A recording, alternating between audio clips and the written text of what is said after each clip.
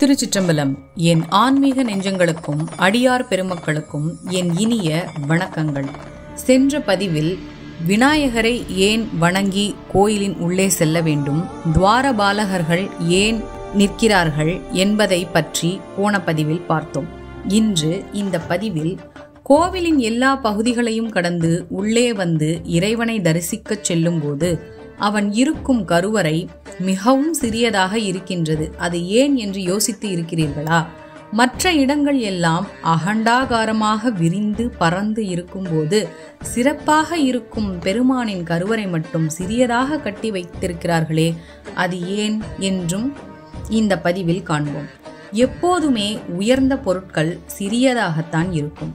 நெய்யை கரண்டியில் விடுவார்கள், மோரை டம்ளரில் கொடுப்பார்கள். அபிஷேகத்திற்கு குங்குமப்பூ கொஞ்சமாக இருக்கும், பால் தயிர் அதிகமாக இருக்கும். குங்குமப்பூவுக்குத்தான் பெருமை அதிகம். தகராகாசம் என்றால் சிறியது என்று பொருள். நம்முடைய ஹிருதய கமலத்தை தெரிவிப்பதுதான் அந்த கர்ப்ப கிரகம். ஹிருதய கமலமானது தொங்கிக் கொண்டிருக்கும். கமலமாகிய தாமரையிலே ஒரு வெளி இருக்கிறது, அது ஞான ஆகாசம். சிதாகாசம் சித் அம்பலம், சிற்றம்பலம், சிதம்பரம். இதைத்தான் நக்கீரதேவர் ஓவர இமைக்கும் சேன் விளங்கும் அவிரொளி என்றார். சேன் என்றால் ஆகாசம், ஓவுதல் என்றால் வெளியே செல்லுதல்.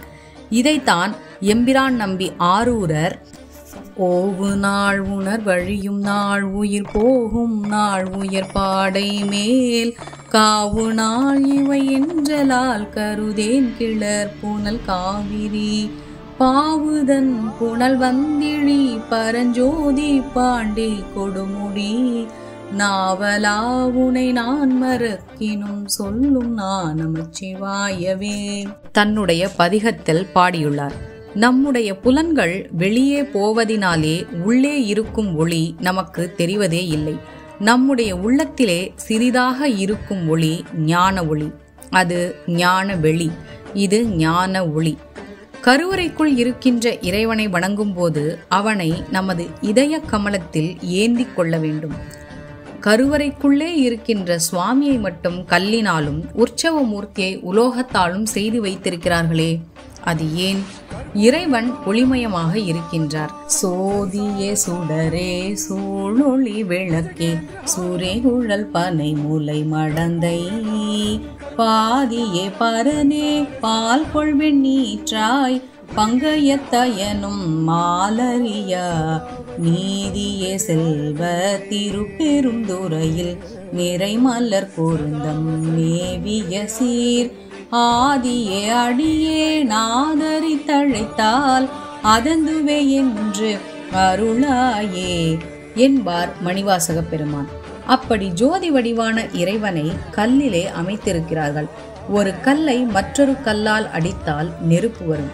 ஆகவே அதனை கல்லிலால் செய்து தானியவாசம் ஜலவாசம் வைத்து மந்திர யந்திரத்தை எழுதி அந்த மூர்த்தியின் அடியிலே வைத்து யாகாதி கிருத்தியங்களினாலே ஜோதியை வளர்த்து அந்த ஜோதியை கும்பத்திற்கு கொண்டு போய் கும்பத்திலிருந்து பிம்பத்துக்கு கொண்டு போவதுதான் கும்பாபிஷேகம். கும்பாபிஷேகத்திற்கு முன்பு அது கல், கும்பாபிஷேகத்திற்கு பிறகு அவர் கடவுள். எப்படி காகிதம் கரன்சி நோட்டாக மாறுகிறதோ அதுபோல காகிதம் பற்பொடி மடிக்க உதவும். ஆனால் கரன்சி நோட்டினால் ரயில்வேயில் டிக்கெட் வாங்கலாம். அப்படி இறைவன் கல்வடிவில் மூலஸ்தானத்தில் இருந்து நமக்கு காட்சி கொடுத்து நம்மை ஆட்கொள்கின்றான். மின்சாரம் கம்பி வழியாக வீதியெங்கும் வியாபித்து கிடப்பதால் உற்சவ மூர்த்தியை உலோகத்தால் வடித்து வைத்துள்ளனர். மற்றும் ஒரு உதாரணம், நேர்கோடு ஒன்றும் குறுக்கு கோடு ஒன்றும் போட்டால் அதை படிக்காத பையன் என்ன செய்வான்? அதை கோடு என்பான். படித்த பையன் என்ன செய்வான்? டா என்பான். கோடு என்பதும் அதுதான், டா என்பதும் அதுதான். படிக்காதவனுக்கு கோடாக தெரிகிறது, படித்தவனுக்கு டாவாக தெரிகிறது. அதே போல இறைவனை கல்லாக பார்ப்பார்கள் அஞ்ஞானிகள், அதற்குள் இறைவனை பார்ப்பார்கள் ஞானிகள். மார்கழி 19ஆம் நாள். பதிகம் 19.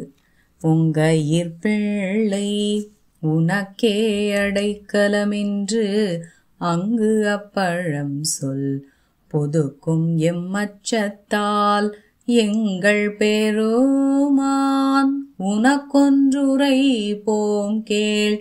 எம் கொங்கை நின் நண்பர் அல்லார்தோள் சேரற்க என் கை உனக்கல்லாது எப்பணியும் செய்யற்க கங்குல் பகல் எங்கண் மற்றொன்றும் காணற்க இங்கிப்பரிசே எமக்கெங்கோ நல்குதியேல் எங்கெழிலன் ஞாயிறு எமக்கேலோர் எம்பாவாய்.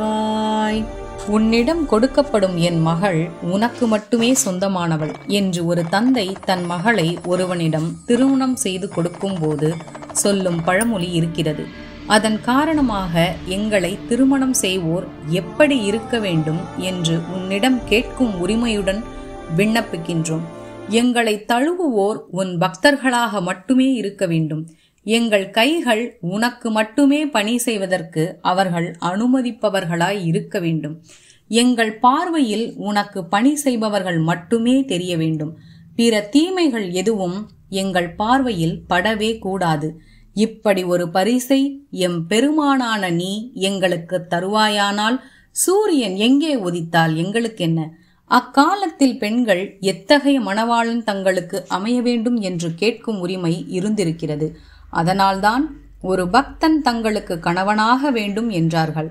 அது மட்டுமல்ல, நல்ல கணவன் அமைந்துவிட்டால் கிரகங்களின் மாற்றம் கூட ஏதும் செய்யாது என்று உறுதியாக சொல்கிறார்கள். இறைவனை உறுதியாக நம்புவோர்க்கு கிரகங்களின் தாக்கம் இல்லை என்பது இப்பாடல் உணர்த்தும் உட்கருத்து.